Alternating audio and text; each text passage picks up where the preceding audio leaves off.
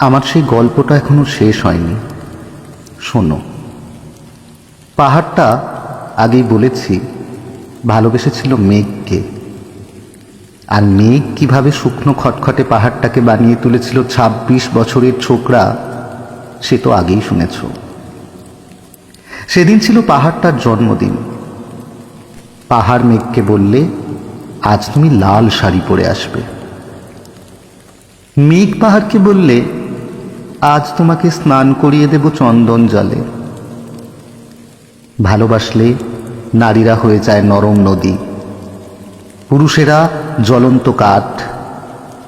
সেইভাবেই মেঘ ছিল পাহাড়ের আলিঙ্গনের আগুনে, পাহাড় ছিল মেঘের ঢেউ জলে। হঠাৎ আকাশ জুড়ে বেজে উঠল ঝড়ের জগঝম্প। ঝাঁকড়া চুল উড়িয়ে ছিনতাইয়ের ভঙ্গিতে ছুটে এলো এক ঝাঁক হাওয়া। মেঘের আঁচলে টান মেরে বললে, ওঠ ছুঁড়ি, তোর বিয়ে। এখনো শেষ হয়নি গল্পটা।